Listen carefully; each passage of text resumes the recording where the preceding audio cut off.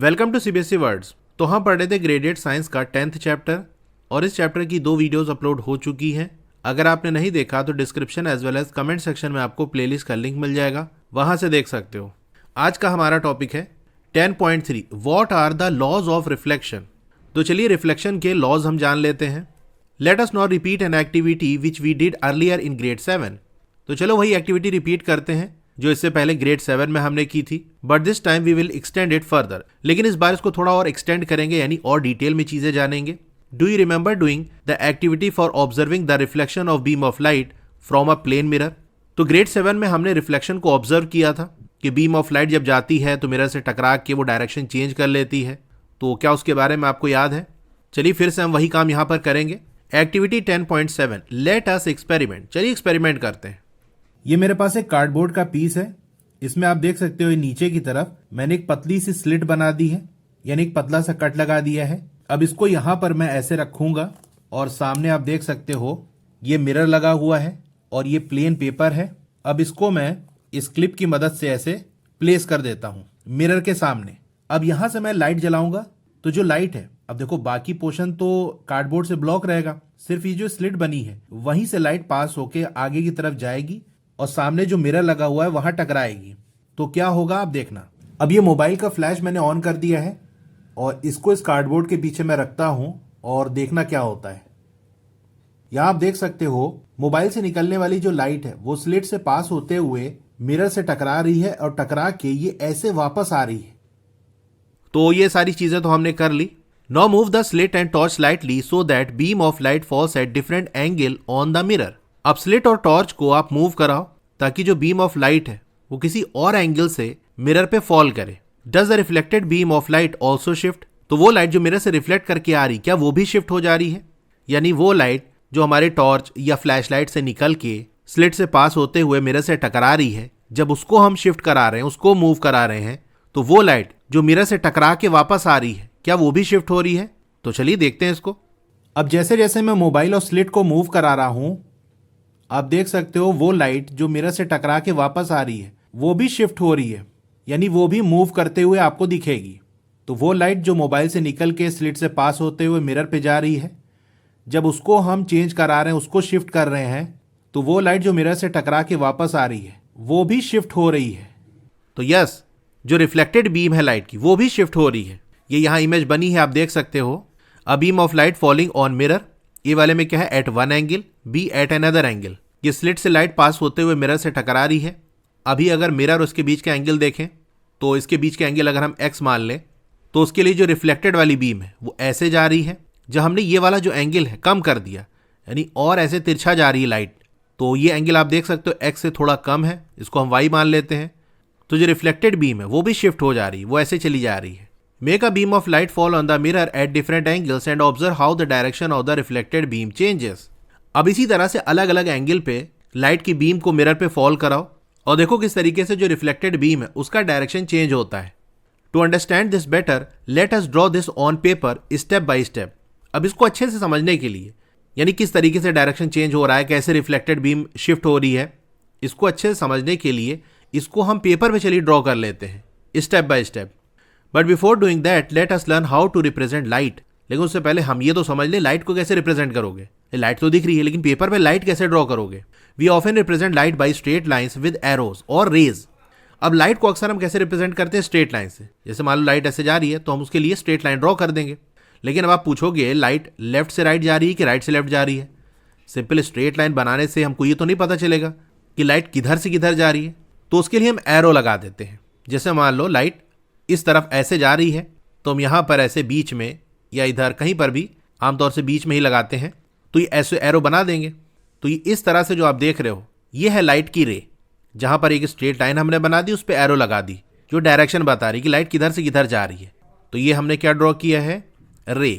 Raise indicate the path along which light travels. अब rays क्या indicate करती है? किस पाथ को फॉलो करते हुए लाइट जा रही है।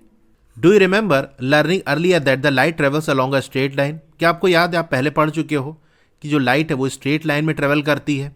Draw a line showing the position of the plane mirror. Also draw lines with arrows, that is rays, indicating the beam of light falling on the mirror and the reflected beam of light as shown in figure 10.9a. तो जैसा कि ए वाली figure में आपको दिखा रहा है कि पहले तो आप एक प्लेन मिरर बना लो, यानी मिरर कहाँ लगा है, ये मिरर लगा हुआ है, तो मिरर इस तरह से हमने बना दिया, ऊपर लिख दिया प्लेन मिरर, मतलब लिख के दिखाने की जरूरत नहीं, वो अंडरस्टूड है, अभी समझाने के लिए आपको बताया जा रहा है। और जो टॉर्च से लाइट हमारे निकल रही है वो ऐसे जा रही थी, टकराई और उसके बाद ऐसे आ गई, तो ऐसा कुछ डायग्राम आपको बनाना है। अभी बना के मैं दिखाऊंगा कैसे बनेगा proper. The ray of light that falls on the mirror is called the incident रे। अब वो लाइट जो टॉर्च से या हमारी फ्लैश लाइट से, यानी लाइट के सोर्स से जहां से लाइट आ रही निकल के मिरर पे टकरा रही है, वो उतना जो पोर्शन है लाइट का, इसको हम कहेंगे इंसिडेंट रे। तो ये ए वाली फिगर में जो मैं हाईलाइट कर रहा हूं यहां से यहां तक, ये क्या है, incident ray. The ray of light that comes back from the mirror is called the reflected रे। और वो लाइट रे जो मिरर से टकरा के वापस आ रही है, यानी आपको लगेगा ये मिरर से ऐसे आ रही है, जो मैंने हाईलाइट किया है ब्लू से, इसको हम क्या कहेंगे कि ये है रिफ्लेक्टेड रे, क्योंकि ये मिरर से टकरा के वापस आने वाली लाइट है। तो मिरर से जो वापस आ रही होगी उस वाले पोर्शन को लाइट के हम क्या कहेंगे कि ये रिफ्लेक्टेड रे है। नाउ रिमूव द मिरर, अब मिरर हटा लो। From the point where the incident ray strikes the mirror draw a line making an angle 90 degree to the line representing the mirror.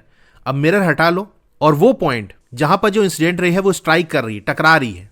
देखो ये हमारा मिरर है, पीछे वाला साइड नॉन रिफ्लेक्टिंग है, इसलिए हम ऐसे दिखा देंगे, मतलब रिफ्लेक्शन इधर साइड हो रहा है ना, तो उसके बैक साइड हम ऐसे से बना देते हैं, जो ये शो करता है कि इधर से रिफ्लेक्शन नहीं हो रहा। ये रफ वाली सरफेस है।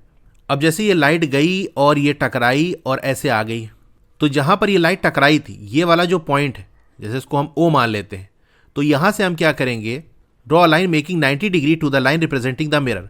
तो ये जो लाइन मिरर को रिप्रेजेंट कर रही है, यानी ऐसे वाली, इससे 90 डिग्री पे उस पॉइंट से जहां पर इंसिडेंट रे जाके टकरा रही है, जैसे ओ पॉइंट, तो इस वाली लाइन से 90 डिग्री पे हम ऐसे लाइन ड्रॉ कर देंगे।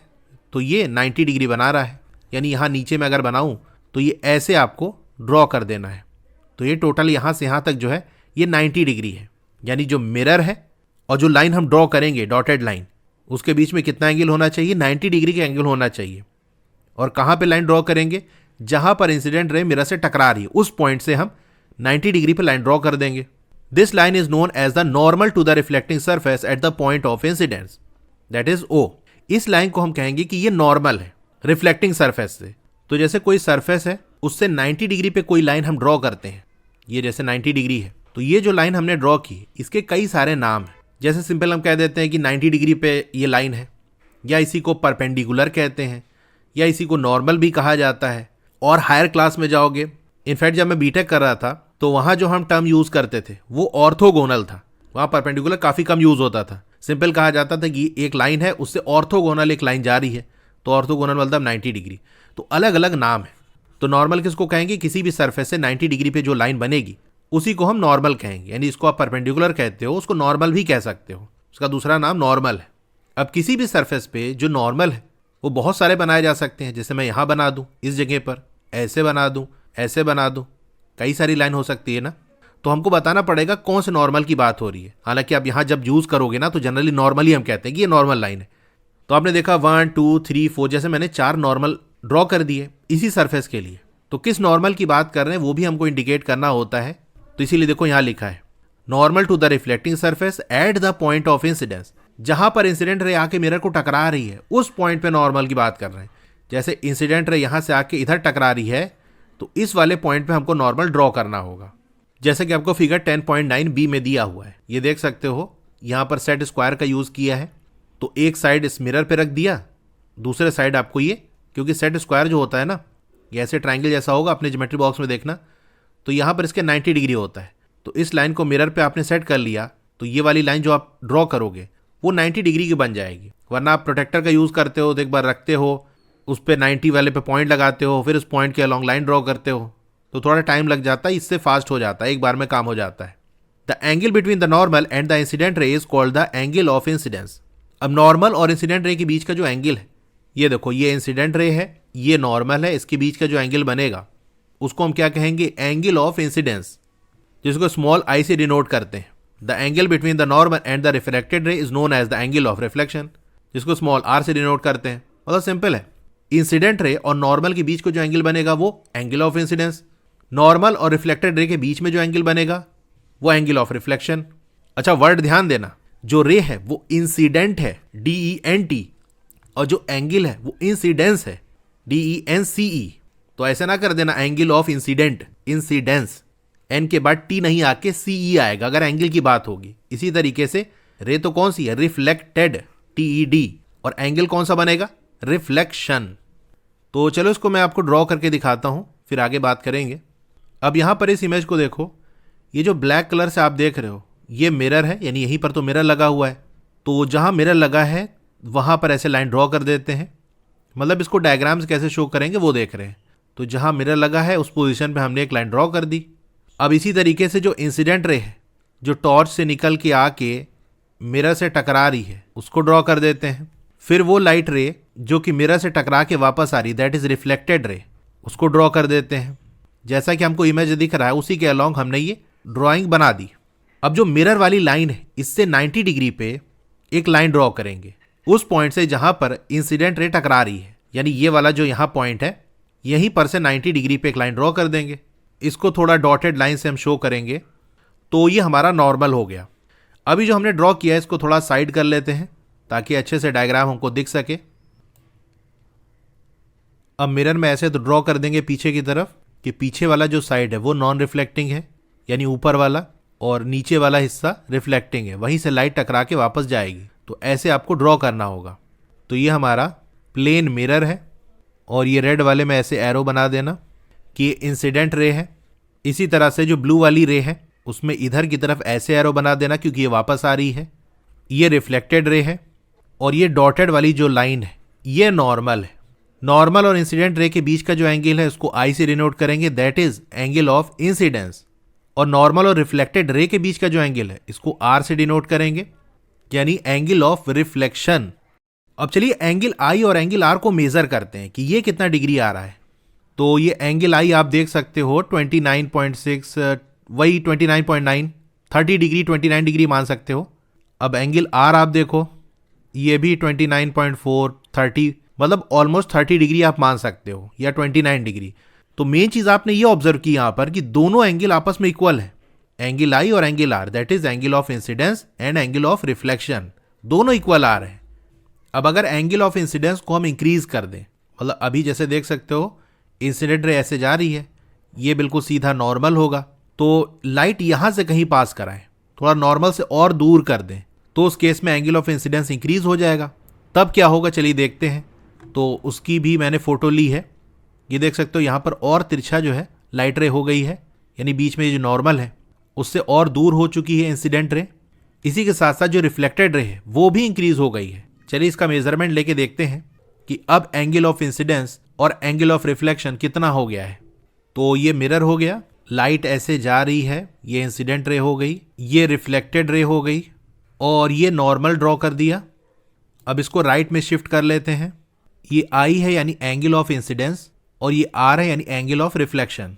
चलिए दोनों को मेजर करते हैं। इस बार हमने आई को इंक्रीज किया है, तो अब कितनी वैल्यू आती देखते हैं। एंगल ऑफ इंसिडेंस आ रहा है 42 डिग्री, एंगल ऑफ रिफ्लेक्शन भी 42 डिग्री आ रहा है। तो यहां पर आपने क्या ऑब्जर्व किया कि हम आई को इंक्रीज कर रहे हैं तो आर भी इंक्रीज हो रहा है, इस तरह से कि आई और आर की जो वैल्यू है वो इक्वल आ रही है। जब आई 30 डिग्री था तो आर भी 30 डिग्री, आई 42 डिग्री हो गया तो आर भी 42 डिग्री हो गया।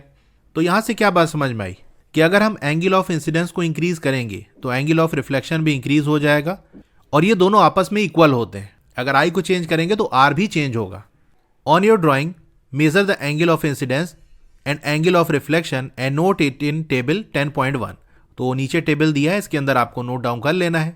तो फर्स्ट वाली रीडिंग हमारी क्या है, एक जो मैंने आपको दिखाया कि जब आई 30 डिग्री है तो आर भी 30 डिग्री आ रहा है। सेकेंड भी मैंने आपको दिखाया 42 डिग्री है आई, तो आर भी 42 डिग्री आएगा। Repeat the activity several times by changing the angle of incidence. तो इसको कई बार आप रिपीट करो, आई को चेंज करते जाओ, यानी टॉर्च को आप मूव कराओगे तो आई की वैल्यू चेंज होती रहेगी। उसके रिस्पेक्ट में आर की क्या वैल्यू आ रही है ये आप नोट डाउन कर लो। Finally let the incident beam fall on the mirror along the normal and observe the direction of the reflected beam. अब एक बार आपको ऐसा करना है कि जो इंसिडेंट बीम है, जो टॉर्च से लाइट निकल रही है, वो मिरर पे नॉर्मल के अलोंग अगर फॉल करे, यानी नॉर्मल वाली जो लाइन है उसी लाइन के अलोंग अगर हमारी इंसिडेंट रे जाके मिरर से टकरा रही है, तो ऑब्जर्व करो कि रिफ्लेक्टेड बीम का डायरेक्शन क्या है। अब अगर नॉर्मल के अलोंग इंसिडेंट रे को हम पास कराएंगे तो क्या होगा जरा आप देखना। यानी जो मिरर है उससे बिल्कुल 90 डिग्री पे अगर इंसिडेंट रे को पास कराएं तो ये देखो अभी 90 डिग्री पे नहीं है, यानी ये जो इंसिडेंट रे हमारी मोबाइल से निकल के जा रही है ये भी देख सकते हो यहाँ पर 90 डिग्री नहीं बनना है, थोड़ा सा तिरछा जा रही है। बिल्कुल अगर इसको स्ट्रेट कर दें तो देखना, थोड़ा सा मैं मोबाइल मूव कराऊंगा तो देख सकते हो जो इंसिडेंट रे है और रिफ्लेक्टेड रे है उसके बीच का एंगल कम हो रहा है, और कम होते होते जब बिल्कुल ये नॉर्मल हो जाएगा, यानी देखो अब इंसिडेंट रे बिल्कुल हमने 90 डिग्री पे कर दिया, तो उस केस में आप देख सकते हो जो रिफ्लेक्टेड रे है वो भी नॉर्मल के अलोंग आ गई। यानी इस केस में इंसिडेंट रे और रिफ्लेक्टेड रे के बीच का जो एंगल है वो जीरो है, यानी इंसिडेंट और रिफ्लेक्टेड रे दोनों एक ही लाइन में है, और वो लाइन कौन सी है, नॉर्मल वाली लाइन, उसी के ऊपर ये दोनों ही है।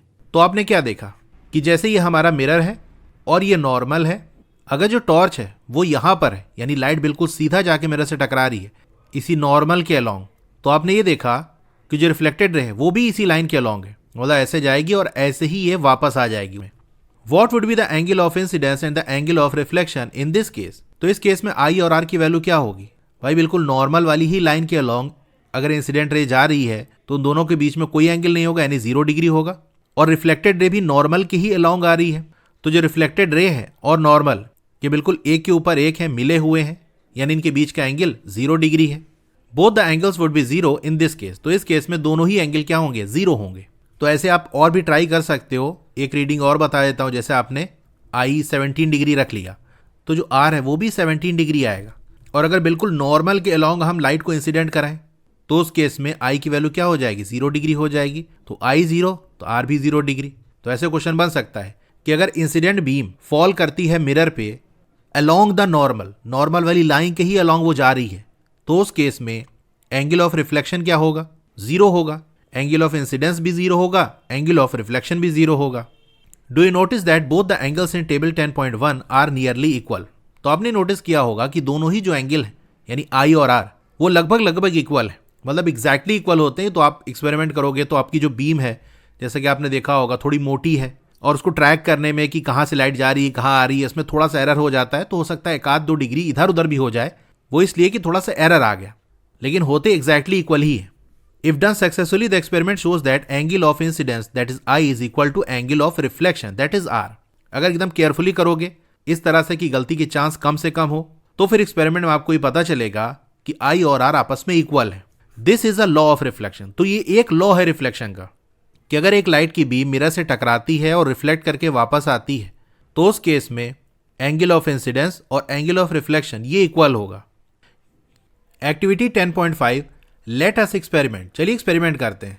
Use the same setup as in activity 10.4 but place a stiff sheet of chart paper flat on a table such that part of it extends beyond the edge of the table. अब जैसे हमने 10.4 वाली activity में setup बनाया था ना, यानी पिछली वाली एक्टिविटी, वैसे ही बनाना है। बस इस बार एक स्टिफ सी शीट ले लो चार्ट पेपर की। स्टिफ यानी जो बहुत पतली ना हो, बहुत आसानी से मुड़ती ना हो, यानी एक पतला सा एकदम पेपर आता है जो आसानी से बेंड कर जाता है, तो वैसा आपको नहीं लेना है। जो मोटा वाला चार्ट पेपर आता है ना वो ले सकते हो। तो ऐसे ही आपको शीट ले लेनी है और उसको एक टेबल पे प्लेस कर दो इस तरह से कि उस पेपर का एक पार्ट एक्सटेंड कर रहा हो, यानी बाहर निकला हो जो टेबल की एज है उससे। Shine a beam of light on the mirror placed on the sheet and observe the reflected beam on the extended portion. अब एक बीम ऑफ लाइट को शाइन कराओ, यानी वही एक लाइट रे को मिरर पे इंसिडेंट कराओ और ऑब्जर्व करो जो रिफ्लेक्टेड बीम है एक्सटेंडेड वाले पोर्शन पे। ये आपको फिगर 10.10a में दिया हुआ है। तो होगा क्या, ये टॉर्च से आपकी लाइट गई, स्लिट से पास होते हुए मिरर से टकराएगी, टकरा के ऐसे निकल जाएगी। अब यहाँ पर देख सकते हो जो इंसिडेंट रे है वो भी आपको पेपर पे दिख रही है और जो रिफ्लेक्टेड रे है वो भी पेपर पे आपको चमकते हुए दिख रही है। Now bend the extended part of the sheet along the edge of the table. Do you still see the reflected beam on the extended portion? अब क्या करो, जो एक्सटेंडेड वाला पार्ट है वो हिस्सा पेपर का जो कि टेबल से बाहर निकला हुआ है उसको बेंड करा दो, मोड़ दो। क्या अभी भी आपको जो रिफ्लेक्टेड बीम है वो दिखाई पड़ रही एक्सटेंडेड वाले पोर्शन में? The answer is no. B वाली फिगर में देखो, ये लाइट ऐसे जा रही है, मिरर से टकरा रही है, तो इंसिडेंट रे तो हमको दिखाई पड़ रही है पेपर पे, लेकिन जो रिफ्लेक्टेड रे है जो मिरर से टकरा के ऐसे आ रही है वो देख सकते हो यहाँ आके गायब हो गई। यानी यहाँ के बाद से जो हिस्सा है वो बेंड कर गया, जिसकी वजह से जो रिफ्लेक्टेड रे है वो आपको पेपर पे नहीं दिख रही है। Flatten the paper again and observe. फिर से पेपर को फ्लैट करो और ऑब्जर्व करो। तो जब फिर से फ्लैट कर दोगे तो फिर से आपको दिखने लगेगी। यानी जैसे ऊपर आप देख रहे हो ये रिफ्लेक्टेड रे आपको दिख रही है, नीचे यहां तक दिखी उसके बाद गायब। तो अगर बेंड कर दोगे तो बस कुछ दूर तक दिखेगी, उसके बाद नहीं दिखेगी। अगर एकदम फ्लैट कर दोगे तो फिर से पूरा दिखने लगेगी। चलिए इसको मैं आपको करके दिखाता हूं। अब यहां पर हम क्या करते हैं, जैसे आप देख सकते हो ये पेपर है, बिल्कुल ये फ्लैट है। अभी अगर इसको मैं थोड़ा सा आगे बढ़ा दूं तो ये ऐसे नीचे की तरह लटक जाएगा। ये देखो ये ऐसे झुक जाएगा। तो इस तरह से कुछ अगर हम कर दें तो क्या होगा जरा आप देखना। अभी जैसे पेपर को एकदम सीधा रखा है तो आप देख सकते हो जो रिफ्लेक्टेड रे है वो पेपर पे बन रही है। लेकिन अगर इसको हम ऐसे नीचे कर दें तो आप देखो रिफ्लेक्टेड रे गायब हो गई ना। हालांकि जो रिफ्लेक्टेड रे है वो कहीं गायब नहीं हुई है, वो ऐसे अपना जा रही है। लेकिन जो हमारा पेपर है वो बेंड कर गया है, वो नीचे चला गया है। तो ऐसा नहीं कि जो रिफ्लेक्टेड रे है वो पेपर पे ही बनेगी, वो अपना स्ट्रेट लाइन में होगी। क्योंकि जो पेपर है हमने बेंड कर दिया इसीलिए वो दिख नहीं रही। देखो ये फिर से हमने इसको ऊपर ले आया तो दिखने लगी, छोड़ देंगे नीचे चली जाएगी तो वो गायब हो जाएगी। The reflected beam disappears when the sheet is bend but reappears when it is flattened again. तो आपने क्या देखा, जो रिफ्लेक्टेड बीम है वो डिसअपियर हो जा रही, गायब हो जा रही है जब शीट को हम बेंड कर रहे हैं, और वो रीअपियर कर रही, फिर से दिखने लग रही है जब हम उसको फ्लैट कर दे रहे हैं फिर से। यानी जब फ्लैट रहेगी तो हमको दिखेगी, और जब बेंड कर देंगे तो जहां से वो बेंड हो गई उस वाले पोर्शन पे आपको बीम नहीं दिखेगी। This shows that the reflected beam lies in the same plane as that of incident beam. अब ये चीज हमको ये दिखाती है कि जो रिफ्लेक्टेड बीम है ना वो उसी प्लेन में लाई करेगी जिसमें इंसिडेंट बीम है। प्लेन यानी फ्लैट सी सरफेस है ना, तो उसको हम प्लेन मान सकते हैं।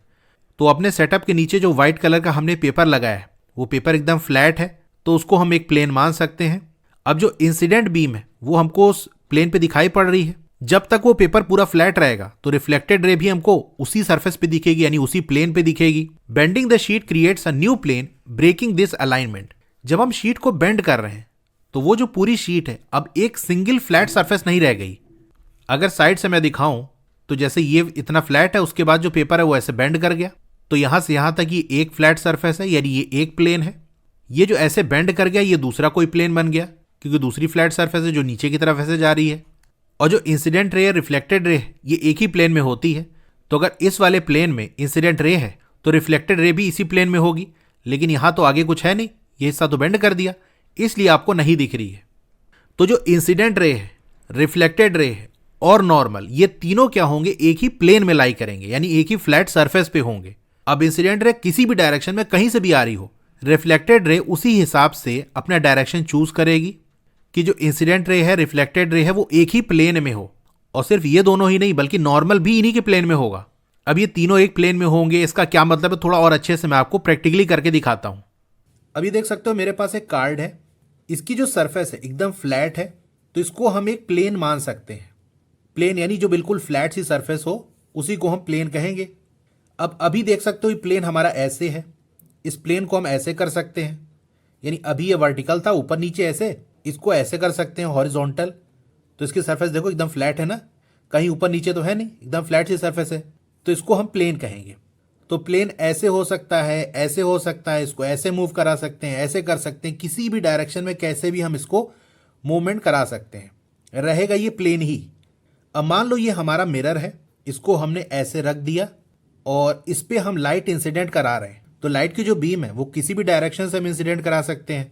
ऐसे ऊपर से नीचे आ सकती है, पीछे से ऐसे यहाँ टकरा सकती है, नीचे से लाइट आ सकती है, इधर से लाइट हम भेज सकते हैं टकरा के वैसी चली जाए, तो किसी भी डायरेक्शन में आ सकती है। अभी ऐसे मान कर चलो कि ठीक ऊपर से ऐसे नीचे की तरफ आके लाइट इस पे टकरा रही है, तो ऐसे लाइट जाएगी, टकराएगी और इधर चली जाएगी रिफ्लेक्ट होके। इससे बिल्कुल 90 डिग्री पे हमारा नॉर्मल होगा। तो इसको मैच स्टिक का यूज करके मैं थोड़ा दिखाता हूं आपको। तो लाइट इधर से आके मिरर पे टकरा रही है तो इंसिडेंट रे हो गई, टकरा के इधर जो जा रही है ये रिफ्लेक्टेड रे हो गई, और ये जो मिरर की सरफेस है इससे बिल्कुल 90 डिग्री पे जो आप ये देख रहे हो ये हो गया नॉर्मल। तो होता ये है कि ये जो इंसिडेंट रे है, नॉर्मल और जो रिफ्लेक्टेड रे है, ये तीनों एक ही प्लेन में लाई करेंगे, यानी एक ही सरफेस पे होंगे। जैसे ही प्लेन जो मैंने आपको दिखाया था, इसको मैं ऐसे लगा दूं तो ये तीनों इसको टच कर रहे हैं। ये देखो अगर मैं ऐसे मूव कराऊं तो देख सकते हो तीनों इसी सरफेस पे हैं। बस ऐसे हमने घुमा दिया इसको तो तीनों उसी सरफेस पे रहेंगे, यानी एक प्लेन में ही रहेंगे। एक तो ये हो गया। अब ऐसा भी हो सकता है कि लाइट ऐसे इधर से आके इस पे टकराए, जैसे अभी हमने देखा कि ऊपर से ऐसे नीचे जा रही है, टकरा रही है और ऐसे निकल जा रही है। लाइट ऐसे भी आ सकती है कि ऐसे जाके और ऐसे आ जाए फ्रंट में। तो ऐसा कुछ अरेंजमेंट बनेगा कि ये लाइट रे आई, ऐसे टकराई, ये नॉर्मल हो गया और ये रिफ्लेक्टेड रे हो गई। इसको थोड़ा घुमा के अगर मैं दिखाऊं तो ये देख सकते हो, ये क्योंकि ऐसे है इसलिए आपको इस तरह से दिख रहा है।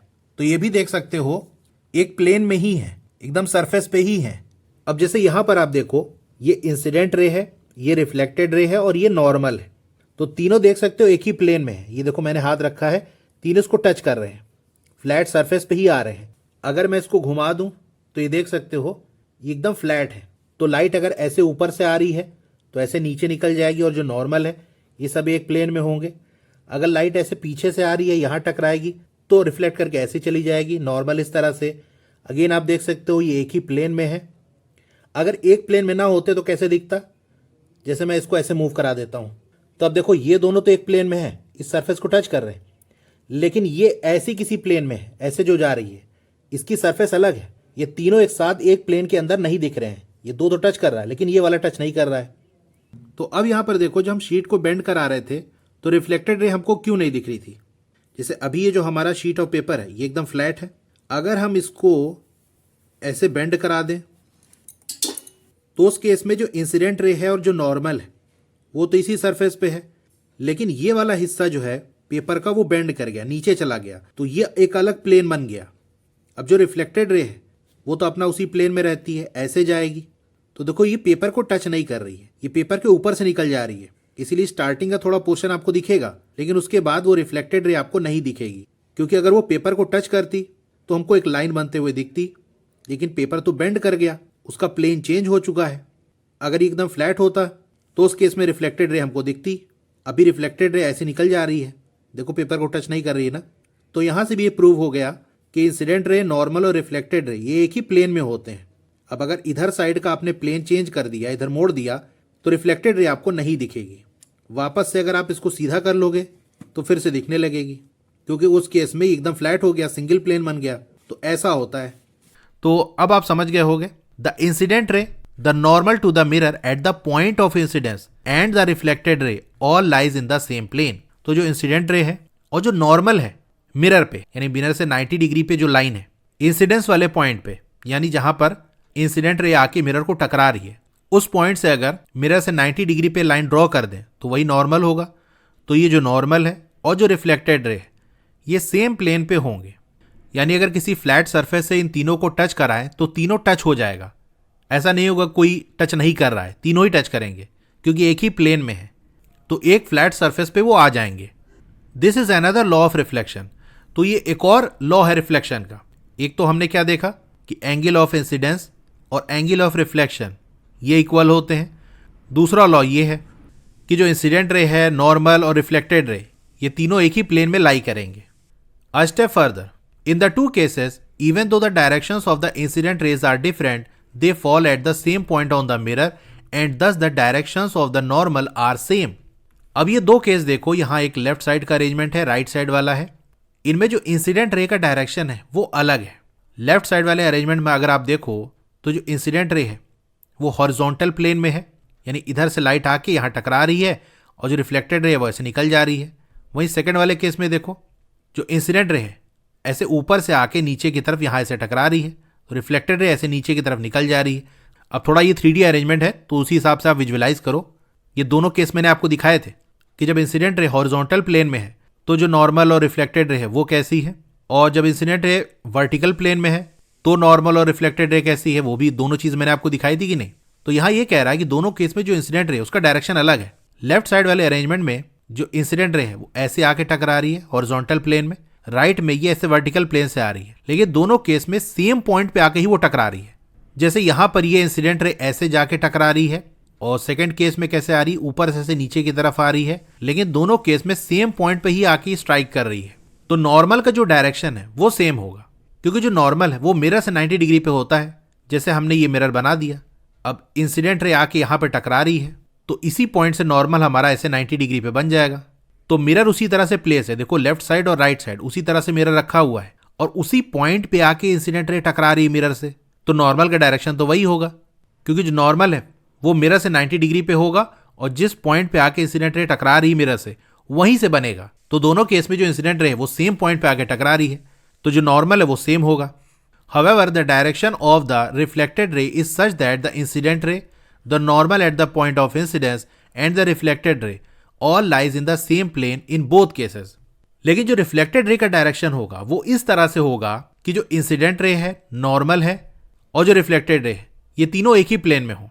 यानी अगर इंसिडेंट रे के डायरेक्शन को आप चेंज करोगे तो रिफ्लेक्टेड रे का भी डायरेक्शन चेंज हो जाएगा, इस तरह से कि जो इंसिडेंट रे है और रिफ्लेक्टेड रे है वो एक ही प्लेन में हो।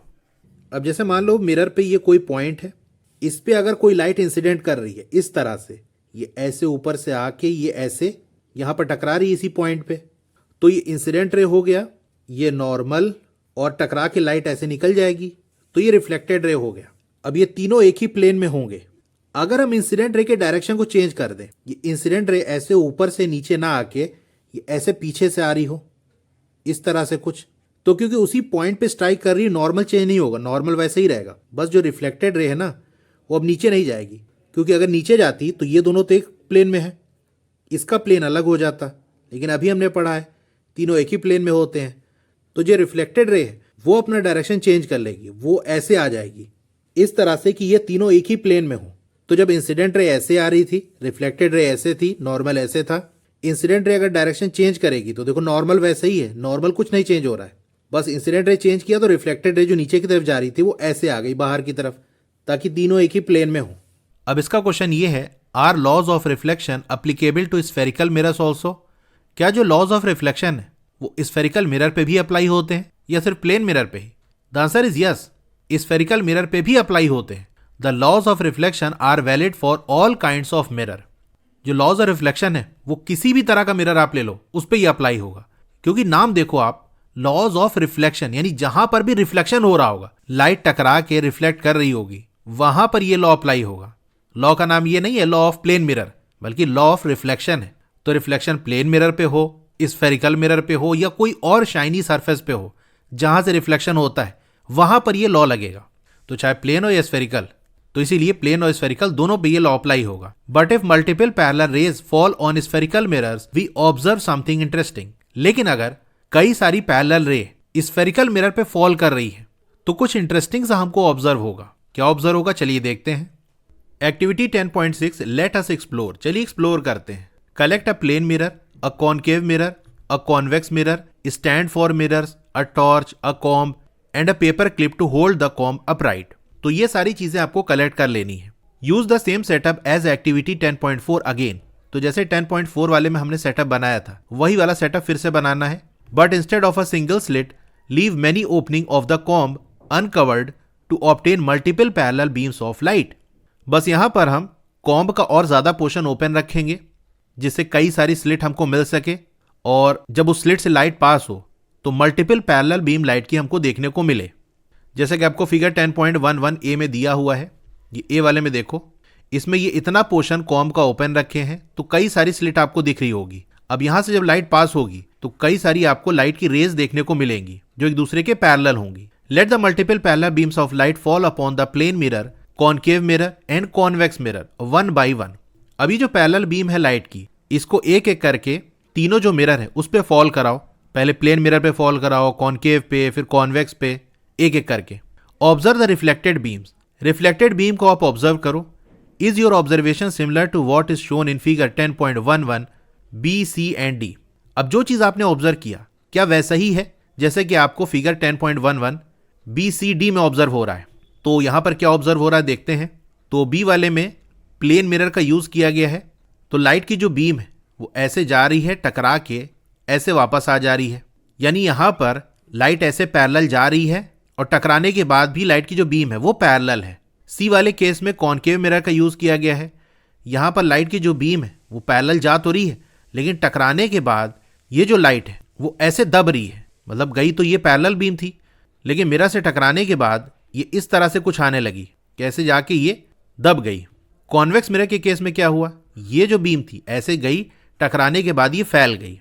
तो ये चीज आपको ऑब्जर्व होगी। अब चलिए इसको मैं आपको करके दिखाता हूं। बस मेरे सेटअप में थोड़ा सा एक चेंज रहेगा कि यहां पर मैं कॉम्ब का यूज नहीं कर रहा हूं, बिकॉज जो कॉनकेव और कॉन्वेक्स मिरर होता है उसमें एक चीज होती है फोकल लेंथ। अगर वो ज्यादा होती है तो उसका इफेक्ट हमको ज्यादा देखने को नहीं मिलता, यानी फोकल लेंथ कम होगी तो ही अच्छे से इफेक्ट उसका देखने को मिलेगा। अब जब मैंने इसको परचेज किया था तो गलती ये हो गई कि ज्यादा फोकल लेंथ वाला परचेज कर लिया। तो इस सेटअप के साथ मैं काफी ट्राई किया लेकिन डिजायर्ड रिजल्ट मिला नहीं। मतलब उतने अच्छे से आपको ऑब्जर्व ना होता। तो मैंने कॉम को हटा के सिंपल एक ओपनिंग बना दी और फिर उससे जब ट्राई किया तो जो डिजायर्ड रिजल्ट है वो मिल रहा था। तो चलिए अपने सेटअप के हिसाब से मैं आपको दिखाता हूं। जो चीज यहां पर एक्सप्लेन की जा रही है आपको, वो चीज आपको वहां समझ में आ जाएगी। अब मेरा सेटअप कुछ इस तरह से है। यहाँ पर मैंने एक प्लेन मिरर लगाया है। यहाँ से मैं लाइट जलाऊंगा तो लाइट इस स्पेस से पास होते हुए मिरर से टकराएगी और क्या होगा चलिए देखते हैं। ये देखो यहाँ पर जो रिफ्लेक्टेड बीम है जो मिरर से टकरा के वापस आ रही है वो कैसी दिख रही है। ये आपको एक पैरेलल बीम दिख रही होगी, यानी जैसे पैरेलल बीम इंसिडेंट कर रही है मिरर पे वैसे ही रिफ्लेक्ट करके वापस आ रही है। यानी जो रिफ्लेक्टेड बीम है ना वो करीब आ रही है ना दूर जा रही है। अब चलिए स्फेरिकल मिरर का देखते हैं। अब यहां पर मैंने कॉनकेव मिरर लगाया है और लाइट इधर से आ रही है, तो जो रिफ्लेक्टेड बीम है उसको आप ऑब्जर्व करो। यहां देख सकते हो ये एंड के पास जो बीम है वो एकदम दब गई है। यानी स्टार्टिंग में जो रिफ्लेक्टेड बीम है वो वैसे ही है जैसे यहां पर थी इंसिडेंट वाली, लेकिन धीरे धीरे ये इसकी जो थिकनेस है वो कम होते होते एकदम आके यहां ये पतली हो गई। यानी जो कॉनकेव मिरर है उसने लाइट की बीम को दबा दिया। इसके लिए एक वर्ड यूज करते हैं कन्वर्ज, यानी लाइट की जो बीम है वो कन्वर्ज हो जाएगी, यानी एकदम दब जाएगी, पतली हो जाएगी, एक पॉइंट पे आके फोकस हो जाएगी। तो एकदम ये वाला पॉइंट देखो, यहां पर सारी बीम आके ऐसे दब गई, फोकस हो गई। अब इस बार यहां पर मैंने एक कॉन्वेक्स मिरर को लगा दिया है और इधर से लाइट आ रही है, इस मिरर पे टकरा रही है और जो रिफ्लेक्टेड बीम है उसको आप देखो, यहां पर देखो ये कम है, ये ऐसे फैलती चली जा रही है। इधर से लाइट आ रही है, थोड़ा सा मैं यहां से आपको दिखाता हूं। ये देखो जो रिफ्लेक्टेड बीम है वो फैल रही है। तो कॉनकेव में क्या हो रहा था, जो रिफ्लेक्टेड बीम है वो दब रही थी, मिल रही थी, लेकिन कॉन्वेक्स के केस में जो रिफ्लेक्टेड बीम है वो फैल रही है। इसके लिए एक वर्ड यूज करते हैं डाइवर्ज, यानी कॉन्वेक्स मिरर के केस में जो रिफ्लेक्टेड बीम है वो डाइवर्ज करती है, वो फैल जाती है। तो जो आपने ऑब्जर्व किया वही चीज यहां पर दी है। When multiple parallel beams of light fall upon a plane mirror the multiple reflected beams are also parallel. जब कई सारी पैरेलल बीम प्लेन मिरर पे फॉल करती हैं तो जो रिफ्लेक्टेड बीम है वो भी पैरेलल होती है, जैसा कि मैंने आपको करके दिखाया। नहीं तो फिगर 10.11 बी में आप देख सकते हो, बी वाले में ऐसे पैरेलल गई और पैरेलल आ गई। However when multiple beams of light fall upon a concave mirror the multiple reflected beams get closer. तो जब पैरेलल बीम कॉनकेव मिरर पे फॉल कर रही थी तो जो रिफ्लेक्टेड बीम है उसको आपने क्या देखा, वो करीब आ गई, दैट इज दे कन्वर्ज। तो यही वर्ड मैंने आपको बताया था ना कि लाइट की जो बीम है वो करीब आ रही है, आपस में आके मिल रही है, इसी को हम कन्वर्ज कहते हैं, जैसे कि फिगर 10.11 सी में दिया है। Whereas in the case of convex mirror the multiple reflected beams spread, that is they diverge. वही कॉन्वेक्स मिरर के केस में आपने क्या देखा कि जो रिफ्लेक्टेड बीम है वो स्प्रेड कर रही है, फैल रही है, जिसके लिए वर्ड यूज करते हैं डाइवर्ज, यानी बीम्स एक दूसरे से दूर जा रही हैं, दूर जाएंगी तो फैल जाएंगी। इन the case of spherical mirrors even though each ray of light follows the laws of reflection, the curved surface of spherical mirrors causes the parallel beam of rays to either converge, जैसा कि concave के case में होता है, और diverge, जैसा कि convex के केस में होता है, on reflection depending on the shape of the mirror. अब स्फेरिकल मिरर्स के केस में भी हर एक जो लाइट रे है वो लॉज ऑफ रिफ्लेक्शन को फॉलो करती है, लेकिन स्फेरिकल मिरर्स की जो कर्व्ड सरफेस है उसकी वजह से ये होता है कि जो पैरेलल बीम है मिरर से टकराने के बाद या तो वो कन्वर्ज कर जाती है, जैसा कि कॉनकेव मिरर के केस में आपने देखा, या फिर वो डाइवर्ज कर जाती है, जैसा कि आपने कॉन्वेक्स में देखा। मतलब रिफ्लेक्शन के बाद या तो रिफ्लेक्टेड बीम कन्वर्ज करेगी या डाइवर्ज करेगी, आके मिल जाएगी या स्प्रेड कर जाएगी। तो ये डिपेंड करेगा मिरर के शेप पे। तो यहां से डाउट यह आता है कि वही पैरेलल बीम है, जब वो प्लेन मिरर पे फॉल करती है तो रिफ्लेक्टेड बीम पैरेलल रहती है, लेकिन कॉनकेव या कॉन्वेक्स मिरर पे फॉल करे तो वो जो रिफ्लेक्टेड बीम है वो पैरेलल नहीं रह जाती। तो क्या स्फेरिकल मिरर में लॉज ऑफ रिफ्लेक्शन फॉलो नहीं होता? द आंसर इज नो, वहां भी फॉलो होता है, लेकिन ये जो कन्वर्जेंस या डाइवर्जेंस है वो स्फेरिकल मिरर के जो कर्व सरफेस है उसकी वजह से ऐसा होता है। चलिए इसको मैं साइड में थोड़ा अच्छे से आपको एक्सप्लेन करता हूं कि कहने का क्या मतलब है। जैसे ही हमारा प्लेन मिरर है, इसकी राइट साइड वाली जो सरफेस है वो रिफ्लेक्टिंग है, यानी यहीं पर से लाइट रिफ्लेक्ट करेगी। अब अगर एक लाइट रे कोई आके यहां पर फॉल करती है तो आप ये जानते हो कि जिस पॉइंट पे आके इंसिडेंट रे फॉल करी है उस पॉइंट से मिरर से 90 डिग्री पे नॉर्मल होता है। तो इसी पॉइंट से हमने मिरर से 90 डिग्री पे ये जो डॉटेड लाइन ड्रॉ कर रहे हैं ये है नॉर्मल। अभी जो इंसिडेंट रे है और नॉर्मल है इसके बीच में कोई एंगल होगा, जैसे इसको 30 डिग्री मान लेते हैं। आप ये जानते हो कि जो फर्स्ट लॉ है रिफ्लेक्शन का वो क्या कहता है कि एंगल ऑफ इंसिडेंस इक्वल होगा एंगल ऑफ रिफ्लेक्शन के। तो मतलब जो रिफ्लेक्टेड रे है वो ऐसे कुछ निकल जाएगी, लेकिन यहां भी जो एंगल होगा नॉर्मल और रिफ्लेक्टेड रे के बीच में वो भी 30 डिग्री होगा। फर्स्ट लॉ ऑफ रिफ्लेक्शन जो है वो हमारा ये कहता है। अब यही जो हमारी इंसिडेंट रे है इसी के पैरेलल एक और रे अगर हम इस मिरर पे फॉल करा दें किसी दूसरी जगह पर, तो यही जो रे है इसी की मैं कॉपी ले लेता हूं ताकि एकदम पैरेलल हमको मिले। तो ये लाइट रे आके जैसे यहां पर टकरा रही है, अब इस पॉइंट पे बिल्कुल 90 डिग्री पे नॉर्मल होगा। अच्छा, ये वाली जो इंसिडेंट रे है जो इस ऊपर वाली रे के पैरेलल है, इसका एंगल ऑफ इंसिडेंस क्या होगा, यानी यहां पर क्या एंगल बनेगा। अब देखो जो पैरेलल लाइंस होती है ना उनके बीच में 0 डिग्री का एंगल बनता है। जैसे एक लाइन मैंने ये ड्रॉ की, इसी की जस्ट पैरेलल मैंने एक और लाइन ऐसे ड्रॉ कर दी।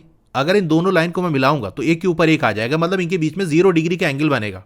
तो अगर मान लो जैसे ये एक लाइन हमने ड्रॉ की और एक बिल्कुल हॉरिजॉन्टल लाइन हम ड्रॉ कर दें, तो इसके बीच में कोई एंगल, जैसे मान लो 20 डिग्री का एंगल बनना है। अब ये जो ब्लू वाली लाइन है इसी की जस्ट पैरेलल अगर मैं यहाँ लाइन ड्रॉ कर दूं और यहाँ से भी एक हॉरिजॉन्टल लाइन ड्रॉ कर दूं, तो ये भी क्या होगा, 20 डिग्री होगा, क्योंकि ये वाली लाइन और ये वाली लाइन हॉरिजॉन्टल है तो रेड वाली लाइन पैरेलल है। जो ब्लू वाली लाइन है ये दोनों मैंने पैरेलल ही ड्रॉ किया, आपको बताया कि दोनों पैरेलल है, तो एंगल सेम रहेगा क्योंकि पैरेलल लाइन के बीच में 0 डिग्री का एंगल होता है। तो किसी भी पैरेलल लाइन को हम कहीं भी मूव करा दें उसका जो एंगल है वो चेंज नहीं होगा। जैसे ये लाइन मैंने ड्रॉ की, अब इसको उठा के मैं अगर यहाँ रख दूँ तो इसका हॉरिजॉन्टल से या वर्टिकल से एंगल थोड़ी ना चेंज होगा, क्योंकि हमने इसको रोटेट नहीं करा है। एंगल का चेंज रोटेशन से होता है, हमने रोटेट तो करा है नहीं, जस्ट उठा के ऐसे इधर उधर मूव करा दिया। तो अगर कोई लाइन ऐसे है, इसी की जस्ट पैरेलल एक और लाइन हमने ड्रॉ कर दी और एक हॉरिजॉन्टल लाइन हमने यहाँ ड्रॉ कर दी, इसी हॉरिजॉन्टल लाइन के पैरेलल यहाँ नीचे भी हॉरिजॉन्टल लाइन ड्रॉ कर दी, तो यहाँ जो एंगल बनेगा जैसे 20 डिग्री का एंगल बना तो यहाँ भी 20 डिग्री का एंगल बनेगा। अब ये बताओ जो प्लेन मिरर है उसकी सरफेस ऐसे फ्लैट होती है, यहाँ से अगर मैं नॉर्मल ड्रॉ करूँ 90 डिग्री पे तो ये, या यहाँ पर कोई नॉर्मल ड्रॉ करूँ जो कि इससे 90 डिग्री पे है, तो ये दोनों जो लाइन है वो पैरेलल होगी कि नहीं, ऑब्वियसली पैरेलल होगी। तो मतलब आप अपना मेन डायग्राम देखो, यहाँ पर ये जो इंसिडेंट रे है और ये वाली जो रे है ये आपस में पैरेलल है, ये जो नॉर्मल आप देख रहे हो और यहाँ जो नॉर्मल है ये पैरेलल है। तो जैसे मैंने बताया कि दो पैरेलल लाइन की जो पेयर है उनके बीच में एंगल सेम होता है, तो यहाँ अगर 30 डिग्री बनना है तो यहाँ भी 30 डिग्री बनेगा। इसको आप ऐसे समझ सकते हो कि जस्ट हमने इसकी कॉपी ले ली, ये जो इंसिडेंट रे है और ये जो नॉर्मल, इसी को कॉपी लेके यहाँ पेस्ट कर दिया, तो एंगल तो वही रहेगा। अब फर्स्ट लॉ ऑफ रिफ्लेक्शन क्या कहता है कि जो आई होगा वही आर होगा, तो यहाँ आई अगर 30 डिग्री है तो ये जो रिफ्लेक्टेड रे है ये भी नॉर्मल से 30 डिग्री का एंगल बनाएगी। तो ये वाली जो रिफ्लेक्टेड रे है ऊपर की तरफ और नीचे वाली जो रिफ्लेक्टेड रे है ये दोनों नॉर्मल से 30 डिग्री पे है, मतलब ये दोनों भी पैरेलल होगी। तो प्लेन मिरर में कहीं पर भी अगर नॉर्मल आप ड्रॉ करोगे तो वो जो नॉर्मल्स हैं वो एक दूसरे के पैरेलल होंगे। ये हमारा प्लेन मिरर है, यहाँ नॉर्मल ड्रॉ कर दो, यहाँ ड्रॉ कर दो, यहाँ ड्रॉ कर दो, ये तीनों जो बना ये सब पैरेलल होगा आपस में। अब कोई लाइट यहाँ पर इंसिडेंट कर रही है, उसी की जस्ट पैरेलल यहाँ भी इंसिडेंट करा दें, उसी के पैरेलल यहाँ भी इंसिडेंट करा दें, तो इन तीनों केस में जो रिफ्लेक्टेड रे है वो भी पैरेलल आएगी। ये मैंने आपको बता दिया। इसीलिए ऐसा हो रहा है कि प्लेन मिरर के केस में जो लाइट यानी पैरेलल बीम मिरर से टकरा रही है, रिफ्लेक्ट करने के बाद भी पैरेलल ही चली जा रही है। लेकिन स्फेरिकल मिरर में ऐसा क्या होता है कि कन्वर्जेंस या डाइवर्जेंस हमको देखने को मिलता है। चलिए इसको थोड़ा समझते हैं। अब यहाँ पर जैसे मैं एक कॉनकेव मिरर ड्रॉ कर देता हूँ। अब कोई लाइट रे ऐसे आके इस मिरर पे इंसिडेंट कर रही है, कॉनकेव मिरर पे। अब आप क्या करोगे, इसका नॉर्मल ड्रॉ कर दोगे। ये ऐसे आपने नॉर्मल ड्रॉ कर दिया। अब यहाँ जो एंगल बनेगा, जैसे मान लो 10 डिग्री का एंगल बनना है, तो यही 10 डिग्री का एंगल बनाते हुए रिफ्लेक्टेड रे ऐसे चली जाएगी। अब अगर एक और लाइट रे जो इसी के पैरेलल है, चलो इसी की कॉपी ले लेता हूँ, ये इसको कॉपी लिया, ये पेस्ट करके इसको यहाँ स्ट्राइक करा देते हैं, या चलो यहाँ करा देते हैं ये। अब यहाँ पर हमने ऐसे इसका नॉर्मल ड्रॉ कर दिया, इसके बीच में 10 डिग्री बनेगा क्योंकि नॉर्मल के पैरेलल हमने नॉर्मल ड्रॉ कर दिया, इंसिडेंट रे के पैरेलल ही तो हमने लाइट इंसिडेंट कराई है नीचे की तरफ, तो ये दोनों आपस में पैरेलल। तो जैसे मैंने बताया एंगल सेम रहेगा, ऊपर 10 डिग्री बनना था एंगल ऑफ इंसिडेंस, तो यहाँ भी 10 डिग्री बनेगा। अब जो रिफ्लेक्टेड रे है वो भी ऐसे चली जाएगी। तो चलो रिफ्लेक्टेड रे की भी मैं कॉपी ले लेता हूँ, तो ये ला के यहाँ रख दिया, ये रिफ्लेक्टेड रे है। अब लॉज ऑफ रिफ्लेक्शन क्या कहता है कि अगर यहाँ 10 डिग्री बनना है तो यहाँ भी 10 डिग्री बनेगा, इसीलिए जस्ट ऊपर वाला ही मैंने कॉपी ले लिया। तो इस केस में जो रिफ्लेक्टेड रे है ये वाली और ये वाली तो पैरेलल आ रही है, लेकिन हमने जो ऑब्जर्व किया वो तो बिल्कुल अलग चीज थी। हमने ये देखा कि जो रिफ्लेक्टेड रे है कॉनकेव मिरर के केस में वो कन्वर्ज कर रही है, एक दूसरे के करीब आ रही है और मिल रही है। लेकिन यहां जो हमने ड्राइंग बनाई उसमें तो ऐसा नहीं हो रहा है। तो गलती क्या हो रही है? तो सारी गलती हो रही है नॉर्मल ड्रॉ करने की। हमने जो नॉर्मल यहां ड्रॉ किया है वो गलत है। जैसे प्लेन मिरर में नॉर्मल था वैसे ही हमने यहां ड्रॉ कर दिया। तो प्लेन मिरर में जैसे मैंने आपको बताया कि जो भी नॉर्मल आप ड्रॉ करोगे वो सब आपस में एक दूसरे के पैरेलल होते हैं, लेकिन स्फेरिकल मिरर में ऐसा नहीं होता। क्यों नहीं होता? जैसे ये हमारी कर्व सरफेस है। अब ये बताओ, अगर मैं इस पॉइंट से नॉर्मल ड्रॉ करूं, नॉर्मल मतलब 90 डिग्री की लाइन ड्रॉ करूं, तो कैसे ड्रॉ होगी? क्या ऐसे लाइन ड्रॉ होगी? इस केस में देखो, ये वाला जो एंगल है क्या आपको 90 लग रहा है? या ये वाला देखो, क्या 90 लग रहा है? नहीं लग रहा है ना। देखने से लगेगा यार नॉर्मल ऐसे कहीं आना चाहिए, तब ये कुछ हमको 90 देखने को मिल रहा है। तो यही होता है जो कर्व सरफेस है। जैसे इसका इतना पोर्शन अगर हम ले लें तो ये सरफेस आपको ऐसे कुछ दिखेगी, तो इससे नॉर्मल यानी 90 डिग्री तो ऐसे होगा ना। अगर ऐसे हमारी सरफेस है तो उससे 90 डिग्री ऐसे थोड़ी ना बनेगा, ये ऐसे बनेगा।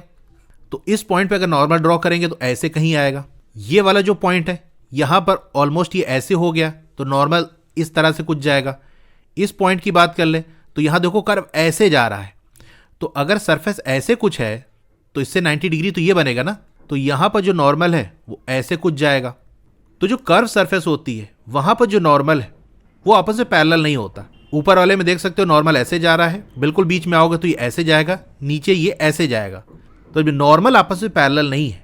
यानी नॉर्मल का डायरेक्शन अगर चेंज हो रहा है तो भले ही आप इंसिडेंट रे को पैरेलल रख दो, लेकिन जो एंगल ऑफ इंसिडेंस है वो तो इंसिडेंट रे और नॉर्मल के बीच में बनता है ना। तो इंसिडेंट रे भले ही पैरेलल है, लेकिन क्योंकि जो नॉर्मल है उसका डायरेक्शन चेंज हो रहा है, दोनों केस में जो एंगल ऑफ इंसिडेंस है वो चेंज हो जाएगा।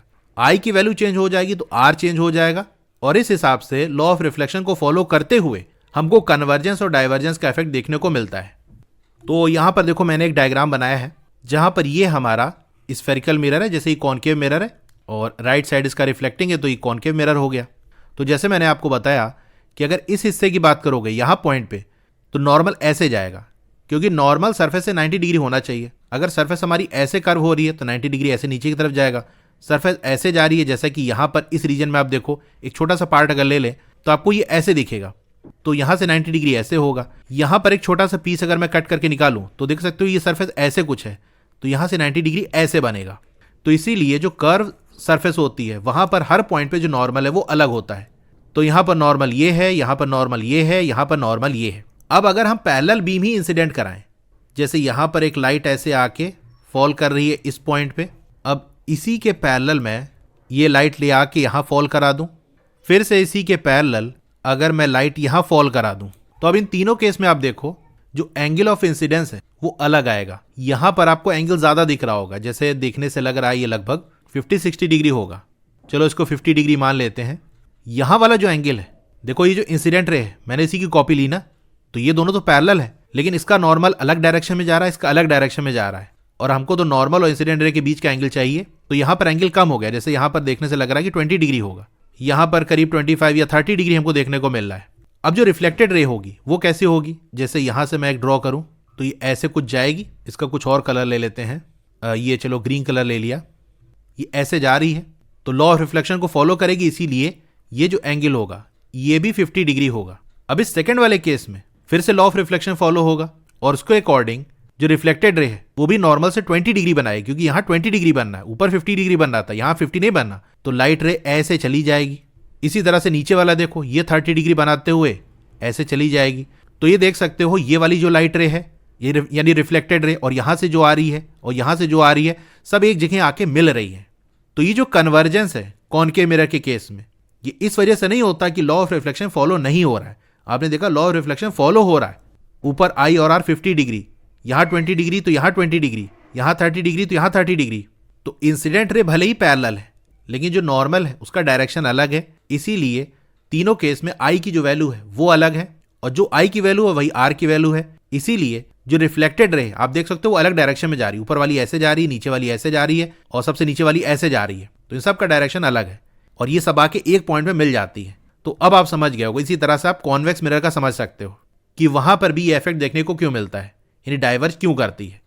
तो ये बात आप समझ गए होगे। स्फेरिकल मिरर में हर एक जो लाइट रे है वो लॉ ऑफ रिफ्लेक्शन को फॉलो करती है, यानी जो आई होगा वही आर होगा। लेकिन क्योंकि जो कर्व सरफेस है स्फेरिकल मिरर की, उसकी वजह से जो पैरेलल बीम है वो या तो कन्वर्ज कर जाती है जैसे कि मैंने आपको दिखाई, या डाइवर्ज कर जाती है। ये डिपेंड करेगा जो शेप है मिरर का उस पे। कि कन्वर्जेंस हमको देखने को मिलेगा या divergence. A step further, if we draw what we observe in activity 10.6 we will get the figures like those shown below. अब जो चीज़ हमने एक्टिविटी 10.6 में ऑब्जर्व की, अगर उसको फिगर से शो करें तो जैसे नीचे बना है वैसे ही हमको दिखेगा। भाई ये प्लेन मिरर है, ऐसे शो कर दिया। जो पैरेलल बीम जा रही है उसको हमने कई सारी लाइन से ड्रॉ कर दिया। फिर जो रिफ्लेक्टेड रेज है वो भी पैरेलल ऐसे चली जा रही है, तो ये तो प्लेन मिरर का केस हो गया। जो कॉन्केव मिरर उसको हम ऐसे दिखा देंगे। यहाँ पर भी पैरेलल ही बीम जा रही है, लेकिन ये कन्वर्ज कर जा रही है, आके एक पॉइंट में मिल जा रही है। वहीं कॉन्वेक्स मिरर की बात कर लें तो इसकी सरफेस ऐसे होती, थोड़ी बाहर निकली होती है। यहाँ भी हम पैरेलल ही बीम लाइट की भेज रहे हैं, लेकिन जो रिफ्लेक्टेड रे है वो ऐसे स्प्रेड हो जा रही, फैल जा रही है, यानी डाइवर्ज कर जा रही है। तो इसका ये जो डायग्राम है बड़ा इंपॉर्टेंट है। एग्जाम में आपको ऐसे आ सकता है, draw ray diagram of plane mirror या कॉन्केव मिरर या कॉन्वेक्स मिरर, या तीनों का आ सकता है, तो तीनों आपको आना चाहिए। So the concave mirror converges a light beam while the convex mirror diverges it. This is Indeed interesting. तो कॉन्केव मिरर लाइट बीम को कन्वर्ज करता है और जो कॉन्वेक्स मिरर वो डाइवर्ज करता है। ये तो बड़ी इंटरेस्टिंग बात हो गई। Since the concave mirror converges the light beam wouldn't light get concentrated in a small area. अब इसका क्वेश्चन ये है कि जो कॉन्केव मिरर है वो लाइट को कन्वर्ज करता है, तो क्या इसकी वजह से जो लाइट है वो एक छोटे से एरिया पे कंसंट्रेट नहीं हो जाती? मतलब जैसे ये इतनी लाइट की बीम आ रही थी, अभी ये इतने एरिया में फैली हुई थी, लेकिन कॉन्केव मिरर क्या करेगा, इनको ऐसे कन्वर्ज कर दे रहा है, आपस में मिला दे रहा है। तो ये पूरी लाइट इतने एरिया के अंदर, यानी ये छोटे से एरिया के अंदर ही फोकस हो गई। तो बिल्कुल ऐसा ही होगा कि जो कॉन्केव मिरर है वो लाइट की बीम को एक छोटे से एरिया में कंसंट्रेट कर देगा, यानी जितनी लाइट पहले ज़्यादा एरिया में थी कन्वर्ज करके अब उसको छोटे एरिया में कर दिया गया, तो वो हिस्सा आपको ज़्यादा ब्राइट दिखेगा जहां पर लाइट कन्वर्ज हो रही है। ये चीज़ हम एक्टिविटीज समझ सकते हैं जो कि नीचे आपको दी है। Activity 10.7 late us explore. चलिए एक्सप्लोर करते हैं। अब इस एक्टिविटी को हमेशा टीचर या फिर कोई एडल्ट हो उसी के सुपरविजन में ही आपको परफॉर्म करना है। Do not look towards the sun, sun की तरफ आपको नहीं देखना है, और into the mirror reflecting the sun, या फिर वो मिरर जो सन को रिफ्लेक्ट कर रहा है उसकी तरफ भी आपको नहीं देखना है। Focus the reflected light only on a piece of paper, not towards anyone's face और आईज। अब यहां पर हम क्या करेंगे, सन की जो लाइट है उसको एक जगह पर फोकस कराएंगे कॉन्केव मिरर का यूज करके। यानी सन की लाइट जो कॉन्केव मिरर के पूरे सरफेस पर पड़ेगी, यानी सन की लाइट जो कॉन्केव मिरर के पूरे सरफेस पर पड़ेगी, उस पर पड़ के जो कॉन्केव मिरर है वो लाइट को कन्वर्ज करेगा, एक पॉइंट में मिलाएगा। तो जब छोटे से एरिया पे इतनी पूरी लाइट कंसंट्रेट होगी तो वो हिस्सा ज्यादा ब्राइट आपको दिखेगा। तो यही कह रहा है, ये जो कंसंट्रेशन है ना, किसी के फेस पे या आई पे ना करना, क्योंकि उसकी वजह से बहुत ज्यादा लाइट उसको पड़ेगी, आंख खराब हो सकती है, और उसकी हीट की वजह से फेस और आई जल भी सकती है। तो जो रिफ्लेक्टेड लाइट है उसको पेपर पे ही फोकस करना है। तो क्या करना है चलिए देखते हैं। एक कॉन्केव मिरर ले लो और एक शीट ऑफ थिन पेपर ले लो, या फिर कोई न्यूज़पेपर आप ले सकते हो। Hold the concave mirror with its reflecting surface facing the sun. अब कॉन्केव मिरर को होल्ड करो इस तरह से कि उसकी जो रिफ्लेक्टिंग सरफेस है वो सन की तरफ फेस कर रही हो। मतलब जैसे यहाँ पर ये सन निकला हुआ है, तो कॉन्केव मिरर कैसे रखना है, ऐसे रखना है, ताकि सन की जो लाइट है वो मिरर पे आके टकराए, मिरर पे पड़े। Direct the light of the sun reflected by mirror on sheet of paper. अब ये बताओ, सन से जो लाइट निकल के मिरर पे टकराएगी वो टकराने पे कहीं फोकस करेगी। जैसे यहाँ पर इस पॉइंट पे फोकस कर रही है, तो ये फोकस वाला पॉइंट हमारे पेपर पे होना चाहिए। Adjust the distance of the paper until you get a sharp bright spot on it as shown in figure 10.12। अब थोड़ा सा आपको एडजस्टमेंट करना पड़ेगा, यानी जहां पर सन की जो लाइट है वो फोकस हो रही है, वो पॉइंट आपको पाने के लिए पेपर को थोड़ा आगे पीछे मूव कराना होगा, जहां पर एकदम ब्राइट स्पॉट आपको मिले। जैसा कि आप यहाँ फिगर में देख सकते हो कि इधर से सन की लाइट आ रही है, इस मिरर पे पड़ रही है, और टकरा के इसी पॉइंट पे सारी लाइट रे जो है वो फोकस करेगी। तो ये हिस्सा ज़्यादा चमकते हुए आपको दिखेगा, क्योंकि ढेर सारी जो लाइट है जो पूरी सरफेस पर पड़ रही है वो एक छोटे से एरिया पे ही कंसंट्रेट हो रही है, यानी फोकस हो रही है। Hold the mirror and the sheet of paper steady for a few minute. अब जो मिरर और शीट ऑफ पेपर है उसको कुछ मिनट के लिए ऐसे होल्ड करे रहो, उसको मूव ना कराना। Does the paper start to burn producing smoke. क्या जो पेपर है वो बर्न करने लगा, वहां से धुआं निकलने लगा? यस, आपको ये ऑब्जर्व होगा कि कुछ मिनट के बाद उस पेपर से धुआं निकलने लगा, वो जलने लगेगा, क्योंकि सन से जो लाइट आके मिरर पे टकरा रही थी वो उस पेपर पे एक छोटे से एरिया में फोकस हो गई, तो हमको ब्राइट दिखने लगा। और सन से हीट भी तो आती है, तो वो जो हीट है वो भी फोकस हो गई। तो एक छोटे से एरिया में अगर ज्यादा हीट आ जाएगी तो वो हिस्सा जलने लगेगा, इसीलिए ऐसा हुआ। The bright spot is form on the paper because light from the sun after reflection from the mirror gets concentrated on this point. तो यही मैंने आपको बताया, जो ब्राइट स्पॉट हमको पेपर में देखने को मिल रहा है वो इसलिए क्योंकि जो लाइट सन से निकल रही है वो मिरर से रिफ्लेक्ट होने के बाद कंसंट्रेट हो रही है, यानी आके आपस में मिल रही है, एक छोटे से एरिया में फोकस हो रही है। This produces sufficient heat at this point which can ignite the paper. इसकी वजह से इतनी हीट प्रोड्यूस हो जाती है जिसकी वजह से जो पेपर है वो जलने लगे। वैसे तो जो सन की हीट है वो इतनी नहीं होती कि पेपर बर्न करने लगे, लेकिन हीट को अगर हम फोकस करा देंगे, एक छोटे से एरिया पे कंसंट्रेट करा देंगे, तो उस हिस्से पे हीट ज़्यादा पड़ेगी जिसकी वजह से इग्निशन हमको देखने को मिलेगा, पेपर बर्न करने लगेगा। अब देखो विंटर सीजन चल रहा है और धूप नहीं निकल रही है, अगर निकल भी रही है तो बहुत शर्मा के, मतलब इतनी हीट उसमें नहीं है कि वो पेपर को बर्न कर सके। तो ये एक्टिविटी अभी तो मैं आपको करके नहीं दिखा सकता, लेकिन किसी दिन अगर अच्छी धूप निकलेगी तो इस पर मैं एक शॉर्ट्स बना के अपलोड कर दूंगा, तो उसको आप देख के समझ सकते हो। नहीं तो अभी के लिए आप ऐसा कर सकते हो, यूट्यूब पे आप सर्च कर लो कॉनकेव मिरर पेपर बर्न, तो इस पे आपको कई सारी वीडियोस मिल जाएंगी, तो वहां से भी देख के आप समझ सकते हो कि कॉनकेव मिरर का यूज करके पेपर को कैसे बर्न किया जाता है। A step further, devices which concentrate sunlight into a small area using mirrors and lenses are called solar concentrators. अब वो डिवाइस जो सनलाइट को कंसंट्रेट करते हैं स्मॉल एरिया में, छोटे से एरिया में, अब इसके लिए मिरर्स और लेंसेज का यूज किया जाता है, यानी सनलाइट को कंसंट्रेट करने के लिए। तो इन्हीं डिवाइसेस को हम सोलर कंसंट्रेटर्स कहते हैं। ये यहां पर आप जो देख रहे हो ये है सोलर कंसंट्रेटर। सनलाइट इस पे पड़ती है और इसकी सरफेस देख सकते हो कॉनकेव टाइप की है, तो सनलाइट जब इस पे पड़ेगी तो एक जगह फोकस होगी। The concentrated sunlight is used to heat a liquid to produce steam which can be used to generate electricity or for providing heat for various purposes such as large scale cooking or for solar furnaces। अब जैसे ये solar concentrator है, जैसे मैंने आपको दिखाया इसकी surface अंदर की कॉनकेव होती है, यहाँ पर कहीं सन है तो सन से जो लाइट है उस पर फॉल करेगी इसी सोलर कंसंट्रेटर की जो कॉनकेव वाली सरफेस है उस पर। तो इतनी पूरी सरफेस पे जो सनलाइट पड़ रही है वो जब रिफ्लेक्ट करेगी तो एक छोटे से एरिया पे फोकस हो जाएगी, जैसे रिफ्लेक्ट करके वो ऐसे इस जगह पर इस पॉइंट पे फोकस हो रही है। तो यहाँ पर जैसे कोई टैंक टाइप का रख देते हैं जिसके अंदर वाटर होता है। अब जैसा कि अभी ऊपर हमने देखा था कि जब लाइट फोकस होगी तो सिर्फ लाइट ही नहीं बल्कि सन की जो हीट है वो भी फोकस होगी। अब इतने बड़े एरिया पे जो सन की हीट पड़ रही है वो एक छोटे से एरिया पे फोकस हो रही है, तो इस छोटी जगह पे काफ़ी ज़्यादा हीट हो जाएगी। अच्छा, ये जो सोलर कंसंट्रेटर है ये काफ़ी बड़े साइज़ का होता है, मतलब अगर इसके नॉर्मल साइज़ की बात करें तो ये जो पूरा यहाँ से यहाँ तक इसकी लेंथ है वो लगभग 10 to 20 फीट होती है। इनफैक्ट 30-40 फीट या उससे भी ज़्यादा चला जाता है, मतलब 10-11 फीट पे तो हमारी एक छत पड़ती है, तो अब उससे आइडिया लगा सकते हो कि कितना बड़ा साइज़ होता है। तो उतने बड़े एरिया पे सनलाइट पड़ रही है और वो छोटे से एरिया पे फोकस हो रही है, तो जहाँ पर भी ये सनलाइट पड़ेगी उस जगह पर काफ़ी ज़्यादा हीटिंग हो जाएगी। तो उस हीट की वजह से होता क्या है, जो वाटर है वो स्टीम में कन्वर्ट हो जाता है, भाप बन जाता है। अब इस स्टीम का यूज करके इलेक्ट्रिसिटी जनरेट की जाती है। अब कैसे इलेक्ट्रिसिटी जनरेट होती है एक अलग टॉपिक है। तो इलेक्ट्रिसिटी जनरेट करना हुआ या किसी और काम के लिए अगर आपको हीटिंग करनी है, जैसे कुकिंग हो गया, या जो सोलर फर्नेसेस होते हैं, यानी ऐसी भट्टी जो सन की हीट से चलती है, यानी फर्नेस के अंदर मेटल वगैरह को पिघलाया जाता है, उससे चीज़ें बनाई जाती है। तो कुछ ऐसे फर्नेस होते हैं जो सोलर पावर्ड होते हैं, तो वहाँ पर इसी सोलर कंसंट्रेटर का यूज़ होता है। सोचो कितनी हीट प्रोड्यूस करता होगा कि जो आयरन है, लोहा है, वो भी पिघल जा रहा है। जबकि आयरन की अगर मेल्टिंग पॉइंट की बात कर लें तो वो लगभग 1500 डिग्री सेल्सियस होता है। तो जो बड़े साइज के सोलर कंसंट्रेटर होते हैं ना, अगर उसके सामने कोई खड़ा हो जाए तो विद इन सेकेंड वो जल जाएगा, इतनी ज़्यादा हीट होती है। हाँ, तो यहाँ पर मिरर का यूज़ होता है। और कौन से मिरर का यूज़ होगा? ऑब्वियस सी बात है, सन की लाइट को फोकस किया जा रहा है तो कॉनकेव मिरर होगा। इसी तरह से लेंसेज का भी यूज़ किया जाता है। अभी नेक्स्ट टॉपिक में हम लेंस के बारे में पढ़ेंगे तो वहाँ देख लेंगे। Solar furnaces are even use for melting steel. अब सोलर फर्नेसेस का यूज़ स्टील को मेल्ट करने के लिए भी किया जाता है। जैसे मैंने बताया, फर्नेसेस के अंदर मेटल वगैरह को पिघलाते हैं, तो ऐसे लोहे को पिघलाना हुआ या आयरन से जो स्टील बनता है उसको मेल्ट करना हुआ, तो वो होता है। Do you remember learning in an earlier chapter about electric furnaces for melting steel?